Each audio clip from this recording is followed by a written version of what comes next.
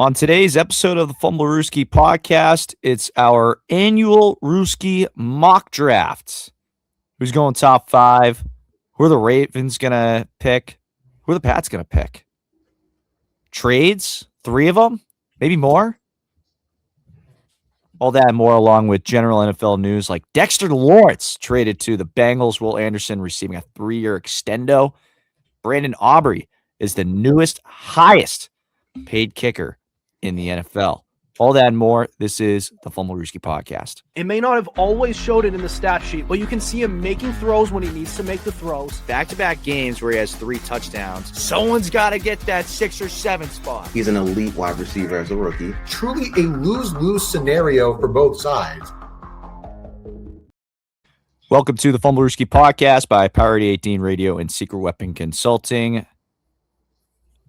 Chris Costich here, back. Justin Tucker, back. And as always, CJ Medeiros. And obviously can't have the mock draft without CJ since he is our certified draft day guy, draft guy in general. Happy Patriots Day to all those celebrate, mainly us New England / Massachusetts folk. Of course, when you're listening, it won't be Patriots Day anymore.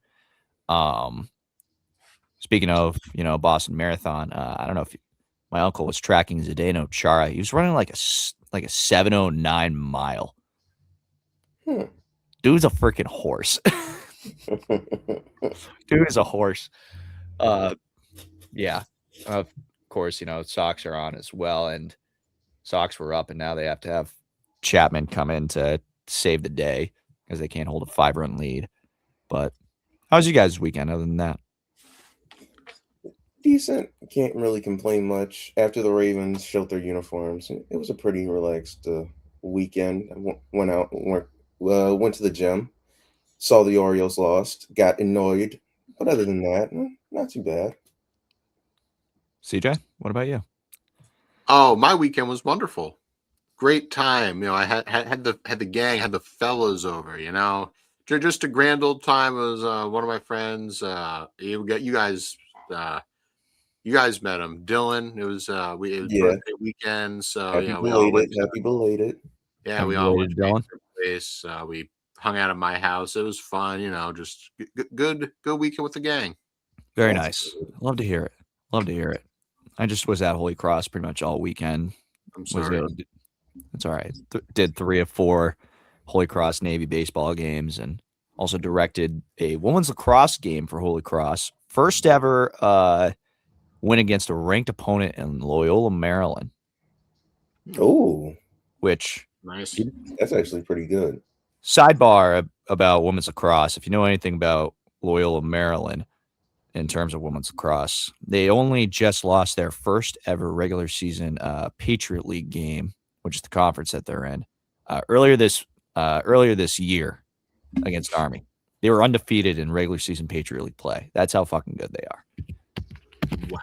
Yeah. Wow, indeed. Mm-hmm. Speaking of shocking things that happened, Dexter Lawrence traded to the Cincinnati Bengals. Oh Lord. I mean, talk about a guy in John Harbaugh saying "fuck you" to your old team and trading one of the better defenders in the league to your division rival. How about that? But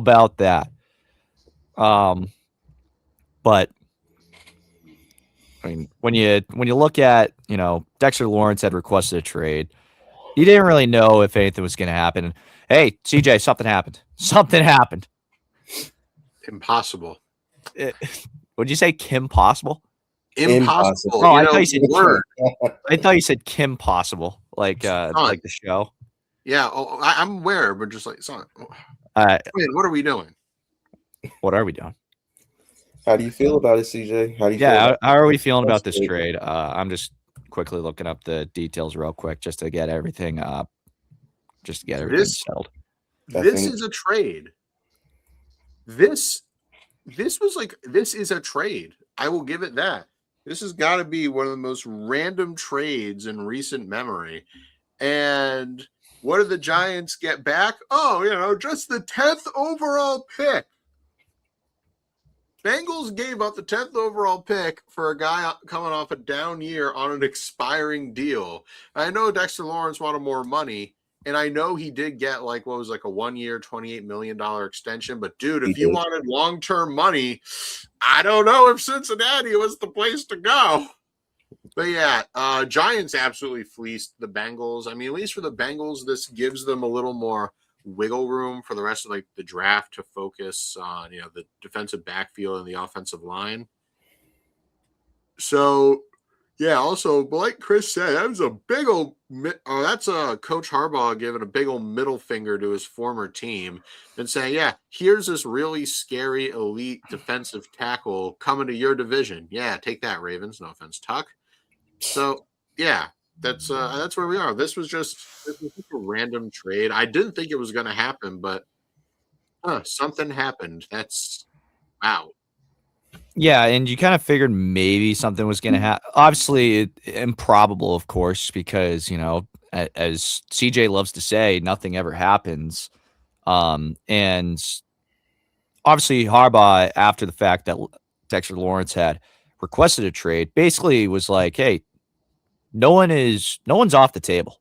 Like everyone could be up for trading, including Dexter." And lo and behold, I mean, I feel like if you're being offered the 10th overall pick straight up for as we mentioned, a guy that's on an expiring deal and doesn't necessarily want to be there anymore, I mean, fuck it, why not?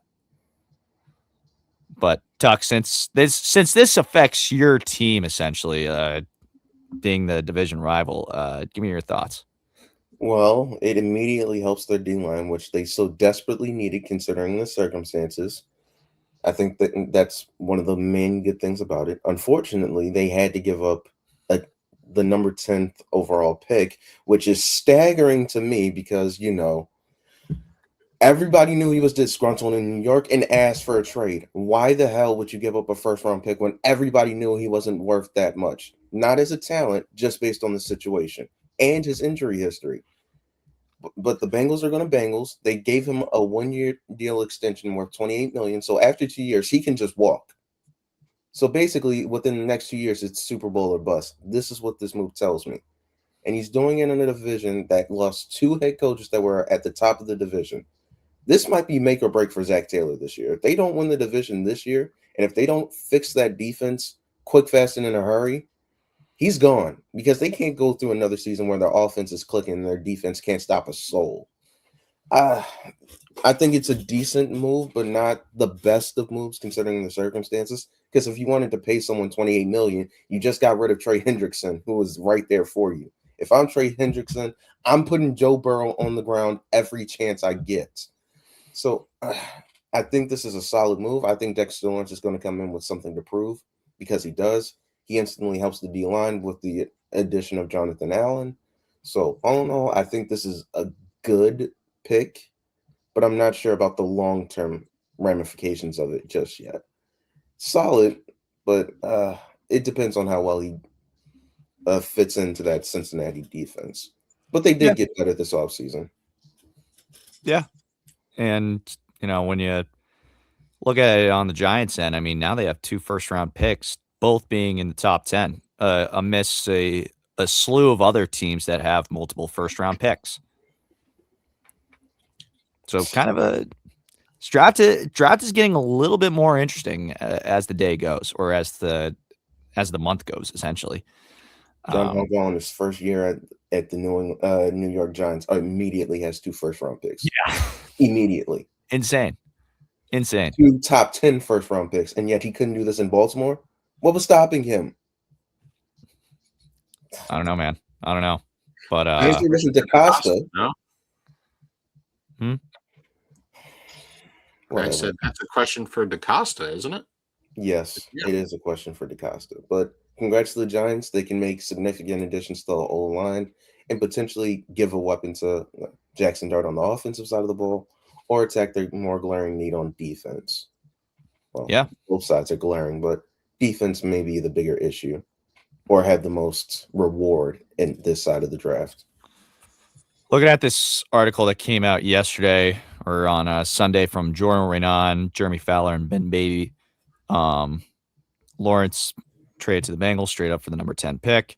Talks with the Bengals started 2 weeks ago. Sources with knowledge of the trade basically said that first inkling with another top 10 pick could be within reach in return for the dominant defensive tackle.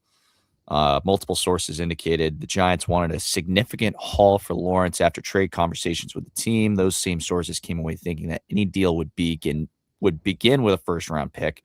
But when the Bengals offered the 10th overall pick, that even surprised the Giants, and to the point where nobody was going to beat that. So it was basically the last line would be anyone else in the top 10 would have to try to offer their pick.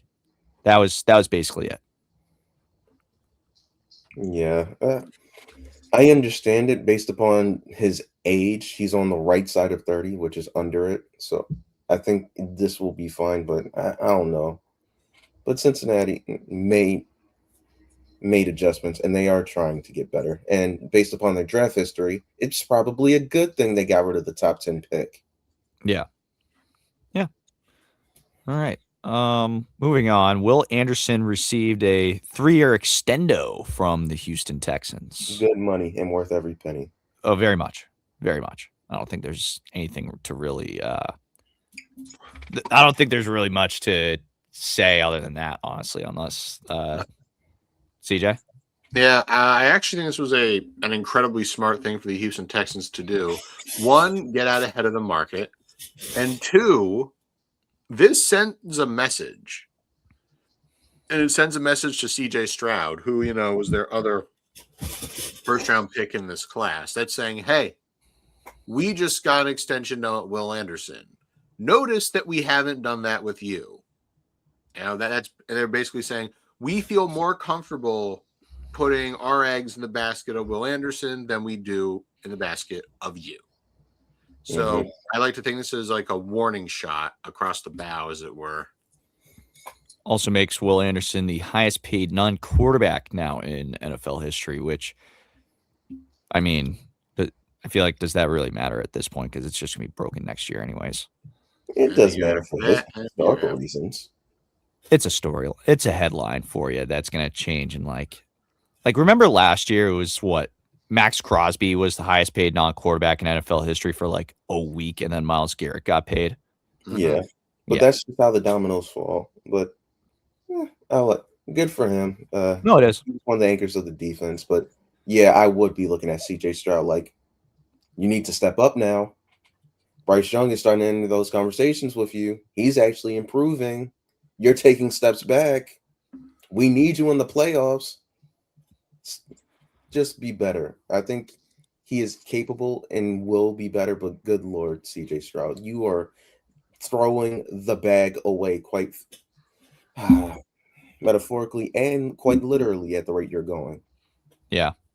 So this extension deal includes $134 million in guaranteed money, average annual value of $50 million, and a very rare no trade clause thrown in there as well, which I found very interesting. They gave him a no trade clause? Yes. Is this the first time that's happened? I don't think it's the first time that's happened, but it's definitely rare for that matter. Because, not saying that Will Anderson is old by any means, but like when you think about, Will Anderson's 20, he's the opposite of old. He's 24.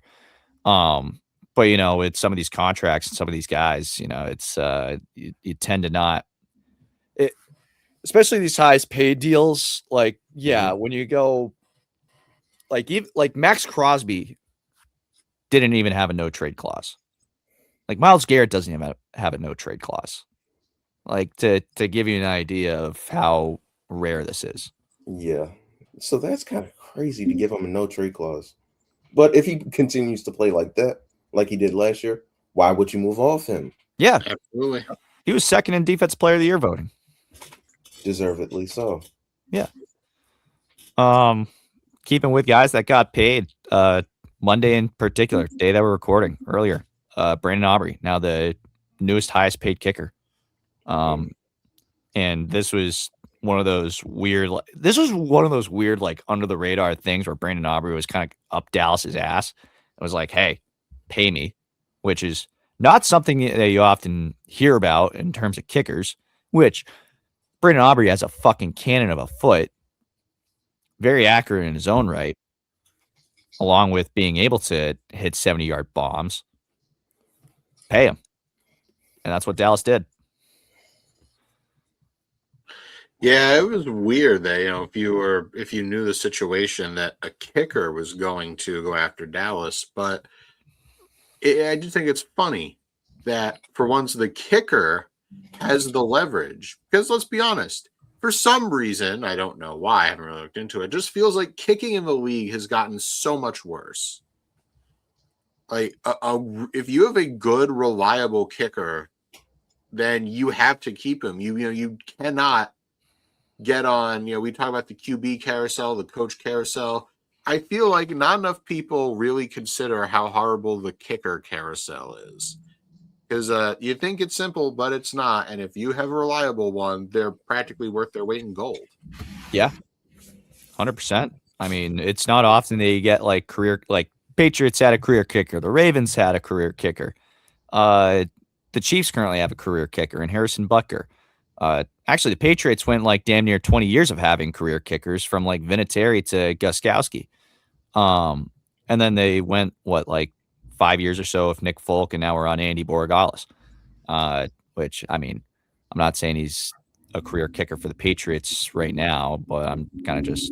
He has promise. Yeah, he has a lot of promise. But anyways, like, it's like there's not many other guys that are career kickers, unless it's like Robbie Gould and he's jumping around from team to team, or Nick Folk. Yeah, Nick Folk, another guy that I just named Nick Folk. Actually, really wasn't good, ironically, until he went to New England. But still, he's a guy that's been in the league for a long fucking time. Granted, he doesn't have the same leg that he used to, but he's still incredibly accurate.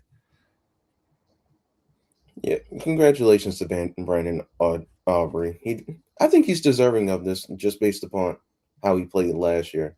Now the question is, Cowboys, what are we doing with George Pickens? Reports that he's the next one up. Are you going to pay him like he's supposed to? Is he going to accept lower? I kind of want to see how this plays out. I don't think Pickens has signed that franchise tag yet either. I don't think so either, to my knowledge. Because he's expecting to get paid, and the Cowboys want to pay him too, but they just haven't gotten to it yet. So maybe now that they got this kicker shit out of the way, maybe now that they're gonna turn their focus to George Pickens. Yeah, I think it's either you get it done now or you might not get it done ever. So he might just sign the franchise tag now. But if a contract were to be done, it should be done now. Now that you've gotten all the distractions out the way and you can focus in on him. Just looking at Spot Track right now. I'm just looking ahead for what the cap space is going to look like for Dallas for next season. Well, Dallas is currently projected to be towards the bottom in terms of cap space for next season. Not in the red, but could potentially be in the red. We'll see. In terms of just to wrap up on Brandon Aubrey, though, 4-year, $28 million extension, becomes the highest paid kicker in NFL history. Deal includes $20 million guaranteed, also a record, which was formerly held by, Harrison Butker. Estimated value of 25.6, guaranteed of 15. So yeah, Aubrey blew those numbers away. Also tops Kaimi Fairbairn's $6.5 million for the highest average annual value for a kicker. Anything else we want to touch on from Brandon Aubrey? No, not really. All right. No. Since you guys missed this on Thursday, we'll quickly touch on the new uniforms that were released this past week or last week. The Commanders, the Rams, and the Ravens. Did I miss anyone? No, I think for this week you didn't miss anyone. All right, cool. The Ravens introduced a new Next Flight set with a midnight purple trim, new wing-inspired collars, updated helmets, a new black alternate helmet as well. Yeah. Tuck, how we feeling about the new unis? When I saw the all black, the Darkness Falls uniform, I was like, "Oh, that's so tough," especially with the helmet, the all black helmet. I was like, "Ooh, that's so tough." Ooh, he's so tough. He's so tough. Yes, especially when Trey Henderson walked out with it for the live presentation of them. I was like, "Damn, these uniforms are so good. They look good too." And we'll have one of those games where Cincinnati's wearing the all white Bengal Tiger uniforms and us wearing the all black uniforms, and it will be just amazing. So can't wait. Oh, we need to see that. That would be so cool. It might be on Sunday Night Football. That's when it might happen. But Oh yeah, I mean, Yeah, I, we need this. in terms of the Ravens, I mean, it's really. I feel like just like with the color scheme that the Ravens have, it's really hard to make a bad jersey. I feel the same way about the Chargers as well. Yeah, Yeah. Because they always have top flight uniforms. But I think the Ravens, maybe I'm a little biased, had the best uniforms. The Commanders' uniforms look good as well, but they just reverted back instead of doing anything like new. It kind of gave that little retro feel from back in the day, and I was like, that looks good, but it still looks modern. So, it's modern but retro though. Like that's the thing is that that's how their Yeah. uniforms used to be, and that's what like most Commanders fans wanted, anyways. Mhm. Yeah. So the Ravens uniform was good. Yeah, I really liked the Ravens uniforms. I remember, I'm not even a Ravens fan, but I was a little afraid when they said they were going to announce it. It's like, oh, if it ain't broke, don't fix it. A few tweaks, but it was really, really good. I think it was really worth it. The Commanders, I really like what they did there. Especially their alternate logo with like the black helmets, got the W and the spear through it. Make that your primary logo, for the love of God. I beg of you here. You're breaking my heart. But those are great. I like those. You don't need to rock the boat too much. Just do it effectively. Yeah. But then there's the Rams. I like the uniforms. I think the solid color numbers are good. I like the tweaks on the shoulders. I think those are good. My issue is the logo. See, even though I was never crazy about the logo, the gradient worked. The gradient made it pop. But then you just made it yellow. Not even a pleasing yellow. Mustard yellow. Dehydrated piss yellow. That's what we're looking at. Who saw that and said, yes, I think this is a very good idea? No. Shame. Rams fans, Shame. They hated that. Condemn you to hell. I mean, Like, to be honest, it took people probably days to figure out what actually was new about the Rams uniforms. Yeah, I had to look very hard to figure it out. They didn't have the name tag anymore. I thought that was good. Yeah. That, like I said, the solid color number was good, and the tweaked horns on the shoulders I liked. Yeah, now the logo. The logo, like, what the hell were you thinking? Yeah, now I'm actually noticing like the shoulder part, like the extra horn and whatnot. I also noticed how the number isn't gradient anymore, which I like. I just never really was a fan of gradient on uniforms, anyways. Probably depending. Like I didn't like the Falcons gradient. I kind of like the Rams, not really, but I didn't like gradient on the logo though works. Yeah, no, great. No, I can get with gradient on the logo. The only issue is with the logo. That's disgusting. No, I can get with gradient on the logo. Don't hit me with the stupid gradient that the Jaguars had too. But like, if you get gradient on the logo, that's fine. Just don't put it on the uniform. Absolutely. Because then you start looking like a fucking AAU team. This ain't AAU. Top five. So there's been 5 uniform changes. New brand looks. Should rank them real quick. Yes. So it's these 3: Titans and Falcons. Which way are we going here? I would have to go probably, if we're starting with the best, I would say it's the Ravens. You could swap the Commanders or the Titans. I was thinking the same. Then the Rams, then the Falcons. I'm hip with that. I'm fine with that. Yeah, I was gonna probably put like Titans second, Commanders third, but I think you could flip them. yeah, no, you definitely could. Because the Titans, I like the unis. The logo, like I said, doesn't really do it for me. Yeah, I still like the Titans. I just like everything about the Titans, to be honest. But anyways, all right. Any other general news that's on the bill outside of the AJ Brown news that keeps popping up every month? I was about to say No, we're not touching the dent. we're not doing that. Not till it happens. No. Until yeah. then, we, the three of us are going all in on nothing. I'm pushing my chips to the center of the table here. We are going all in on nothing. Yeah, I'm not going anywhere near the Diana Rossellini story. So yeah, I mean, yeah, there's not really much Yeah. different that's coming up out of that, really. I did hear that apparently the New York Post gave the Patriots a little bit of extended time to respond to these allegations, which I guess Robert Kraft was like, you better not fucking do this, apparently, according to sources. But yeah, unless something actually major comes up out of it outside of the normal, society talk and whatnot of people talking about Rossini as a journalist and Vrabel as a coach, then there's not really much to talk about anymore with it. No, you're right. All right. Mhm.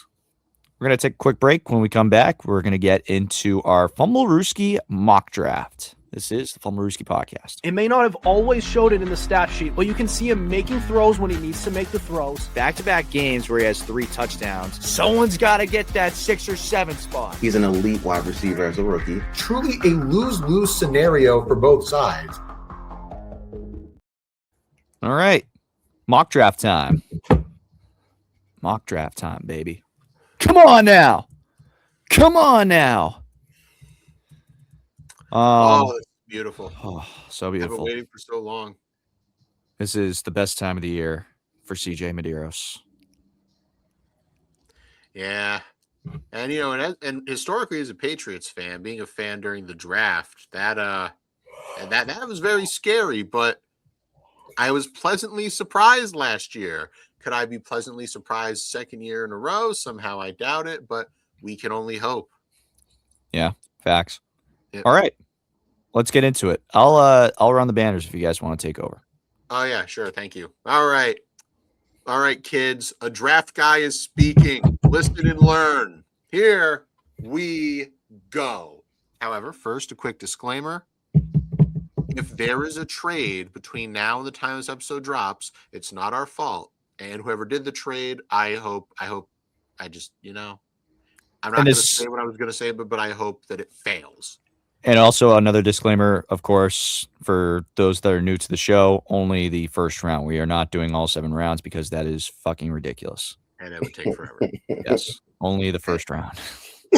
Oh, also, quick little spoiler alert here, kids. Usually we don't do it. We've only ever done it once. But because this draft, as I mentioned before, is so horrifically ass backwards, we decided to throw some trades in. 2 specifically. So, without further ado, for real this time, here we go.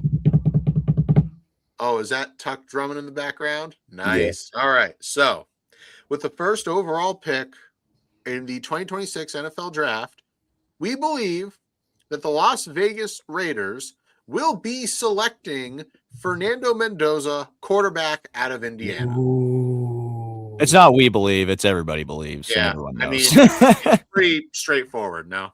No, yeah, it is. Yeah. All right, let's move on. With the second pick, we have the New York Jets taking Arvell Reese, linebacker out of the Ohio State University. The. I love it when they say that. I know people don't like Ohio State, but I think the is funny. I do. What's the reason for the? I don't know. You guys continue. I'm gonna look it up. Yeah. As for Arvell Reese, for a while it was between him and David Bailey for number 2, but after the Jets canceled their top 30 visit or the second one, or however that works with David Bailey, I imagine that that means all signs are pointing to Reese. Tuck, do you agree? Yeah, I agree. So yeah. All right. So I have you got I the have, reason? yeah, it's just a quick AI overview from Google because I don't want to do too much of a deep dive, but it's to emphasize its status as the flagship institution in Ohio and to officially distinguish itself from other universities with the OSU abbreviation, such as Oklahoma State or Oregon State, and as a branding strategy to highlight its unique identity. The use of "the" is part of its legal name since 1878. Whoa. So, How about that foresight in those times? yeah, quite.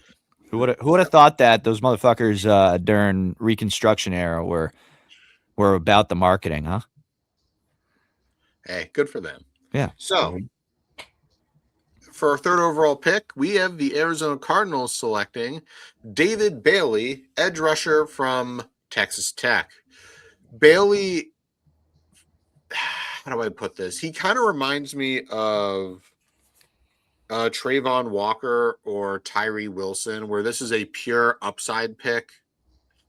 Bailey is extremely raw, and I feel like the Cardinals are hoping that if they could tap into his potential, they could have a generational edge rusher.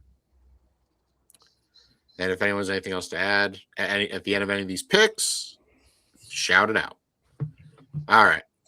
Mhm. Now, pick number 4, and this is where things get a little silly, boys and girls. We got the Tennessee Titans selecting Jeremiah Love, running back from Notre Dame. This pick does not make sense. I do not believe this pick should happen. Even though, like I said, I am a Jeremiah Love fan, the dual threat ability is. I think there. we're all Jeremiah Love fans. But Oh, you have Tony Pollard and Tyjae Spears, but we also know the Titans are extremely smitten with Love as a prospect. So, this seems like something that they would do to get Cam Ward a new weapon. He's an electric runner. He's a legitimate dual threat back. He's not a running back who can catch. He is a dual threat back. I mean, it's early yet, but as a prospect, I'd kind of put him in the same bubble as like Christian McCaffrey, where you have to respect his catching ability as well. So, pick number 5.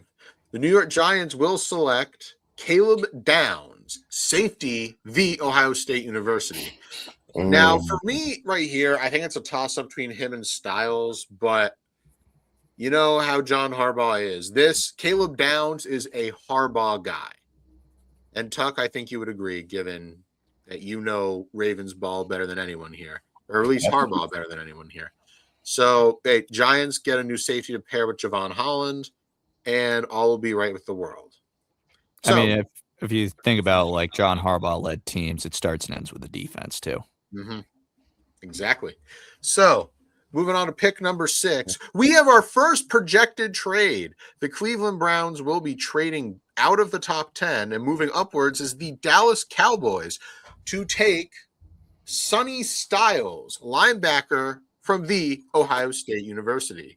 Now, CJ, real quick, I would like you to explain the reasoning for this trade. I was going to get there. Oh, sorry. Okay, sorry.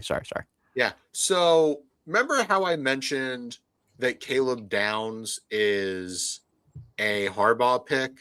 Sonny Styles is a Jerry Jones pick. The Cowboys are kind of becoming the Cincinnati Bengals of the NFC. The offense is electric and it's clicking every game, but the defense can't stop a nosebleed. They need help. I mean, I know we like to make fun of their porous pass rush, but they need help really even more so on the second and third levels.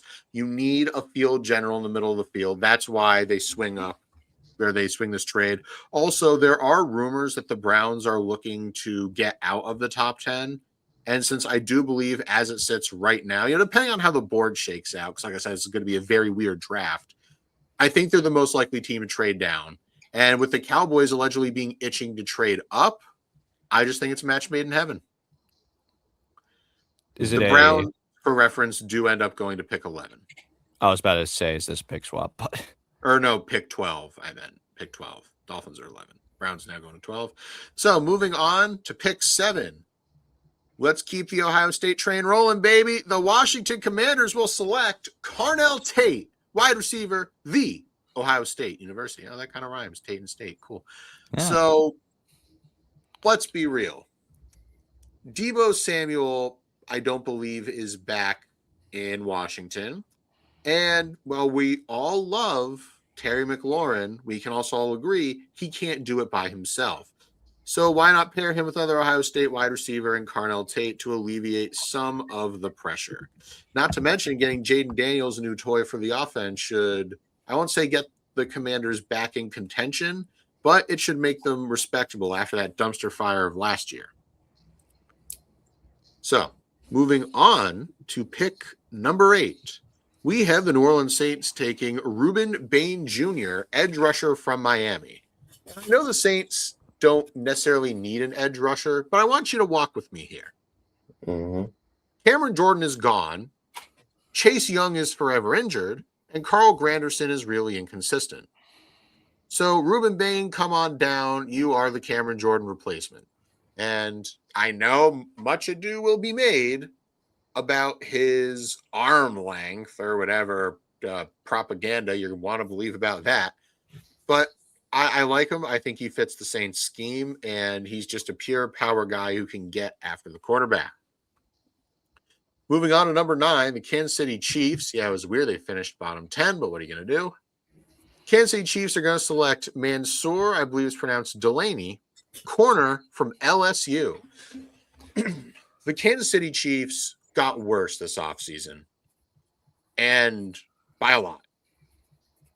But nowhere, I think, really felt the pinch more than the defensive backfield. Your corner 1 in Trent McDuffie and your corner 2 in Jalen Watson are both gone. You need any kind of DB help, so why not take the best corner in the draft with Delaney? Pick number 10. Hey, remember how we were talking about the Giants trade? Well, here we go. We're going to see it bear fruit. At pick number 10, we have the New York Giants back on the board, selecting Francis Mauigoa, offensive tackle from Miami. I know some people might say maybe they should take receiver. Maybe they should double up on defense. You know what I say? You got to protect Jackson Dart, especially from himself. Andrew Thomas is a hell of a left tackle. Who's on the right side? No one as good as Mauigoa, that much I promise you. So, I think this is also another Harbaugh pick. A good, smart pick that he'll use to protect. Going on to pick 11, the Miami Dolphins select Jordan Tyson, wide receiver, Arizona State. Miami needs help everywhere. They have one of the weakest teams in terms of talent in the league. But at wide receiver, without Jalen Waddle, your number 1 is probably going to be, what's his name, like Malik Washington. Yeah. Or whoever else they may have signed. Or the guy they got for the Cowboys, Jalen Tolbert. So, truthfully, you need anyone to soak up targets. And if Jordan Tyson can stay healthy, he and Malik Willis, I think, are going to be best friends. Pick number 12. Well, Cleveland Browns traded back to 12, as you know, and they will be taking Spencer Fano, tackle, Utah. The Cleveland Browns, I think, were the first team ever last season to have every one of their starting offensive linemen be a free agent. And you haven't really adequately replaced all of them. So why not grab yourself a good blocker for Sanders or Watson or Gabriel or whoever you're going to have back there and with Fano from Utah. Moving on to pick 13. Speaking of Utah tackles, we got the LA Rams taking Caleb Lomu, the tackle from Utah. I like Caleb Lomu as a prospect, and well, normally, like especially in mock drafts I've done before, I've had them going defensive back, but they address that. They address that and then some. So why not go all in, take a sturdy, reliable tackle in Lomu, and try to go all in this year. Because I think this year, I won't say it's a now or never year because I don't know how much Stafford or how much longer Stafford wants to play. But I think the all in starts now, and it starts with Lomo.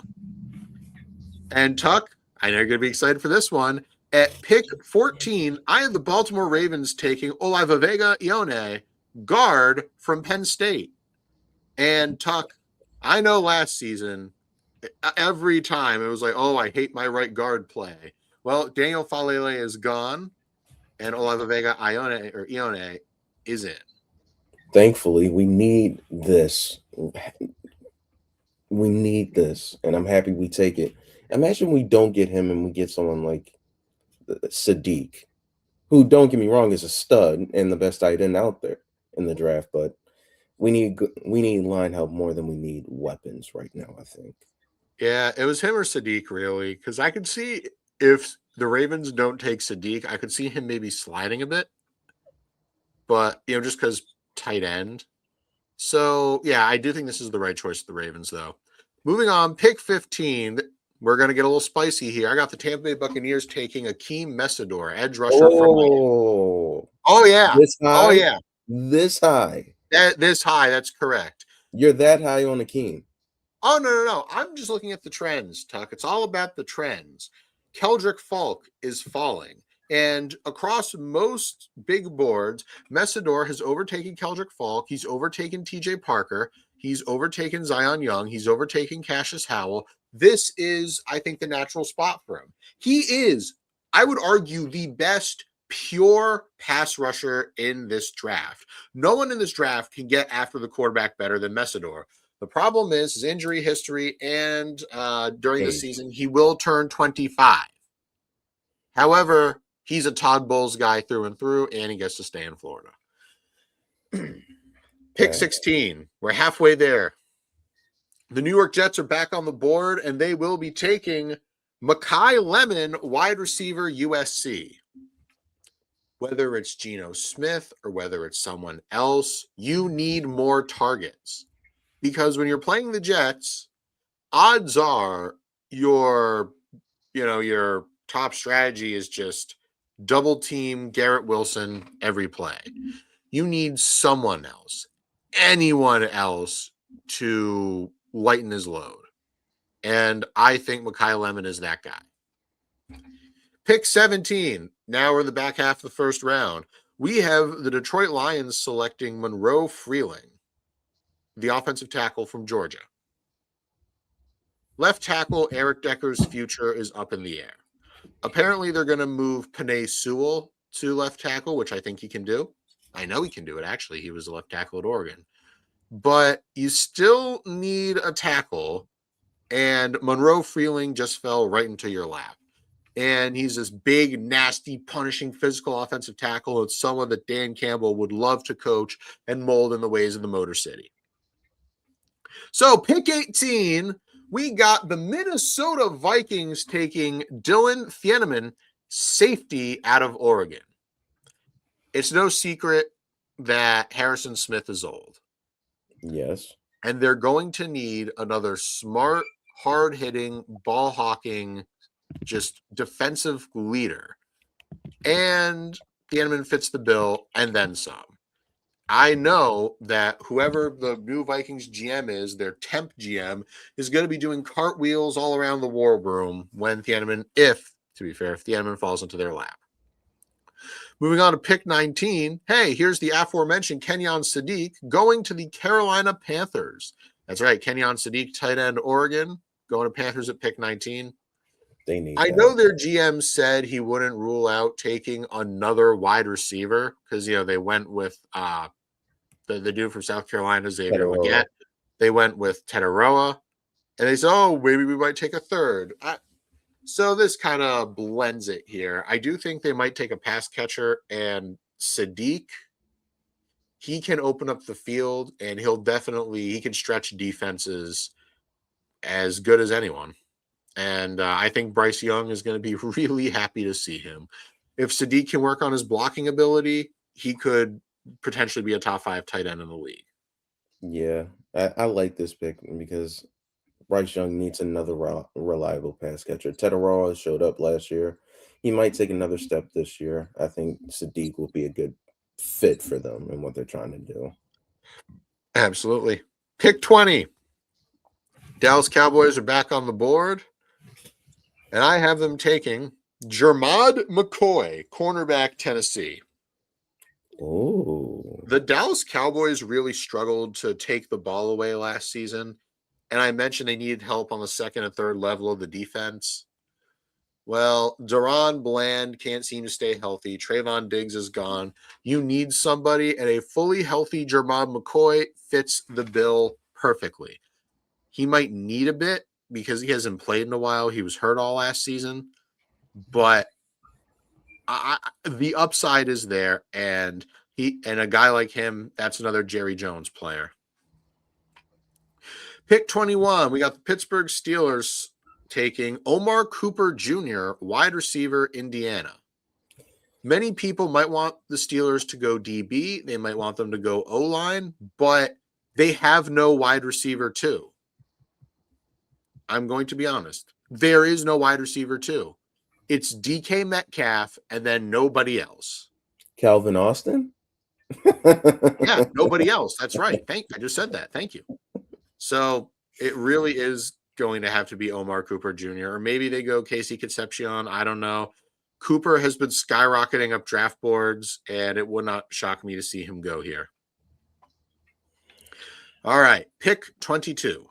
We have the LA Chargers taking Keldrick Falk, edge rusher, Auburn. Falk is another project player where he has the size, the speed, the strength that you would want in an edge rusher. I think he's like 6'6", 270. The problem is he's just another one where you're buying more into the physical upside because especially last season, the production didn't necessarily match his ability. And with Khalil Mack being ancient, and I mean, at least they have Tuli Pelotu, but you're going to need somebody for the future after Mack is gone. And Falk is, in fact, that guy for them. Now, pick 23. Philadelphia Eagles taking Caden Proctor, offensive tackle from Alabama. This is a pure future pick. Philly is another team that has not shied away from what we call the draft and stash strategy, where they're not really drafting based on need. They're drafting based on future need. And this is probably Lane Johnson's last ride. And for Proctor, you're probably going to want to like sit and develop him for a year and then let him go next year. This, like I said, this is a pure future pick. Now, pick 24, the Cleveland Browns are back on the clock. And I have them taking KC Concepcion, wide receiver, Texas A&M. You all understand it. The Browns need help on offense. They're the inverse Bengals, where the defense is continually putting belt to ass, and the offense the offense just has all the power of a water pistol. Concepcion, I think, will pair very well with Jerry Jeudy and Harold Fannin. And whoever their quarterback is, I think he's a reliable gadget guy you could use day one. Moving on to pick 25, the Chicago Bears will select Peter Woods, defensive tackle from Clemson. One of the biggest weaknesses, the fact that he's here at 25 is astounding to me. Yeah, Peter Woods has been one of the biggest draft fallers that we've seen. And all the analysts agree. I myself, unfortunately, see it. But hey, that's the Bears' game. I don't think he should be falling. And the Bears need to be able to get pressure from the interior, and they need to be able to stop the run. And Peter Woods does both. All right, we have our second trade. Pick 26. The Buffalo Bills will be trading out of the first round, and trading back in is the Arizona Cardinals to select Ty Simpson, quarterback, Alabama. No. Yes. No. Look, Ty Simpson is one of the biggest question marks of this draft.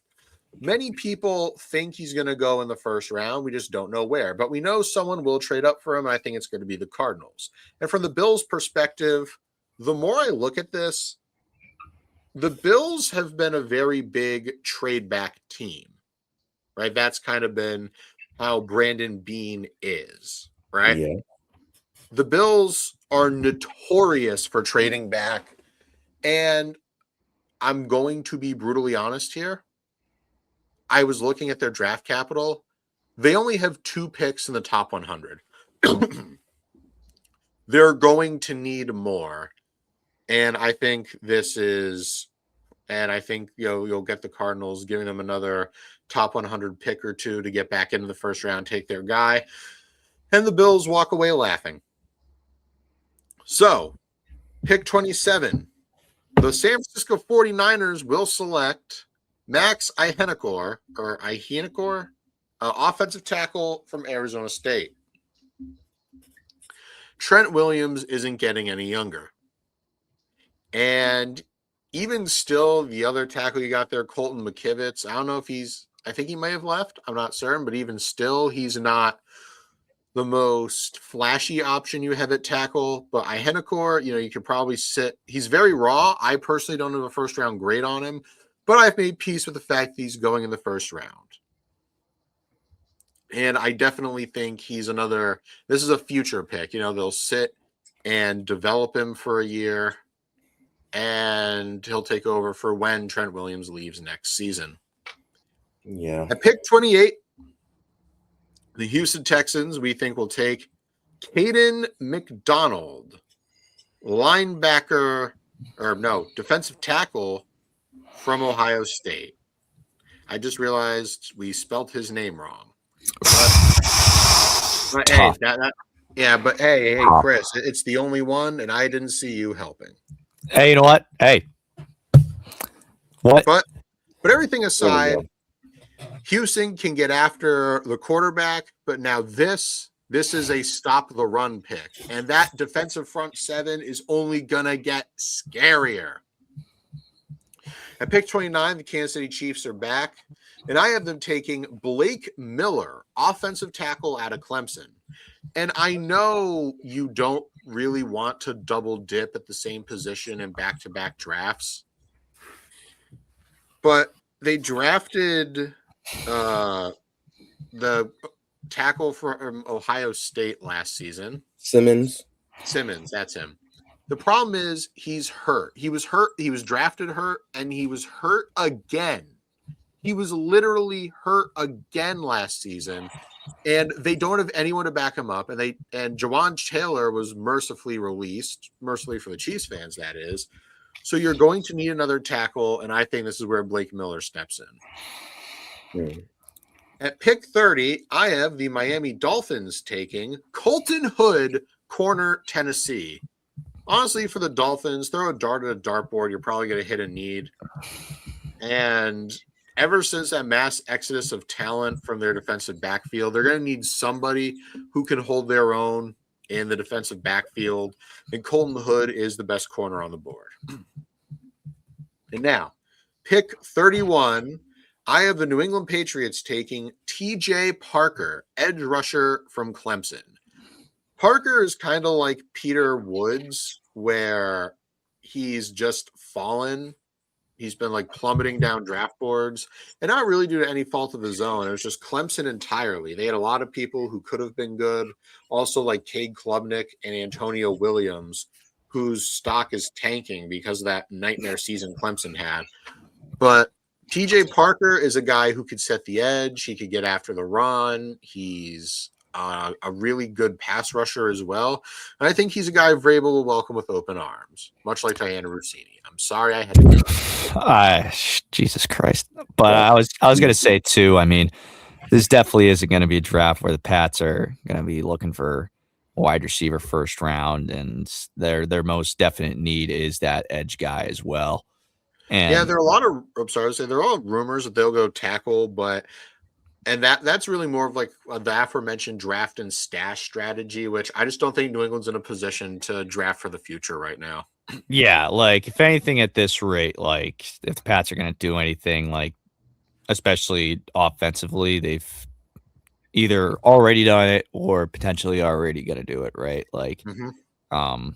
and I guess like building off of the wide receiver point, like you signed Romeo Doubs, you're not bringing back Stephon Diggs, aka like you still have a crowded wide receiver room, and now you have, and obviously the AJ Brown shit, which by the way, Kayshon Boutte rumored to be potentially on the move as well in that trade, in this potential trade. So yeah, this seems like the only real first round route that the Pats have. Absolutely, and maybe they That's take my Cassius. 2 cents for this segment.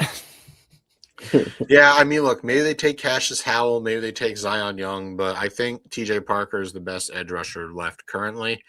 And now, pick 32, reigning Super Bowl champion Seattle Seahawks will select Chris Johnson, corner, San Diego State. Don't let the fact that he's not from a Power 4 school fool you. He is one of the best corners in this entire class. In fact, many people have him above Avion Terrell. And as Terrell is another Clemson guy that's falling, Chris Johnson could stand to gain from it. And that and the hype around him has been unreal. So I decided to have a little fun with this next pick. Not to mention, I think Chris Johnson might fit Seattle's scheme a tiny bit better than Terrell does. And yeah, they're gonna need someone to take over Reek Woolen's spot. Be able to pair up with Devin Witherspoon. And as a whole, yeah, that's our first round. Very nice. Very nice. And for those of you who are watching on YouTube, these are our picks. You can screenshot it, maybe, I don't know. But if you want, there, picks 1 through 32. This is what we got. I like Akeem Mesidor, but 15. Hey, I'm just the messenger. All right, Tuck. Like I said, I'm just the messenger. I don't make the rules. Just think them up and write them down. All right. Yeah.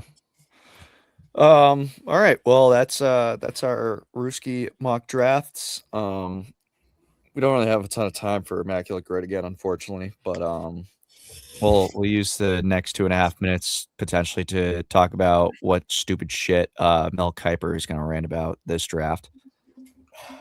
It depends on who falls and who he likes on his big board. So Yeah. you would have to look at that.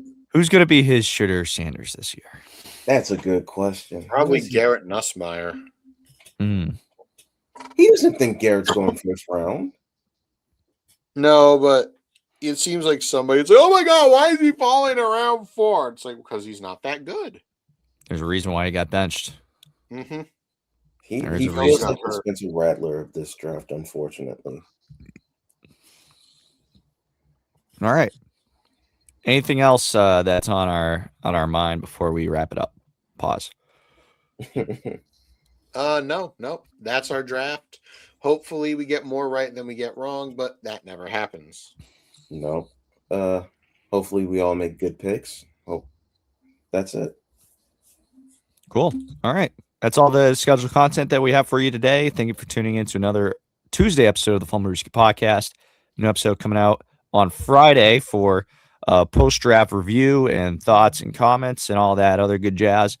That'll be coming out at 8 a.m. unless otherwise stated. Be sure to subscribe to our YouTube channel, and we also have all our episodes available on all streaming platforms out there. Be sure to follow our Instagram, Fumblerooski_podcast, to keep up with the pod and the latest coverage on the NFL. Otherwise, we'll see you on Friday. Over and out.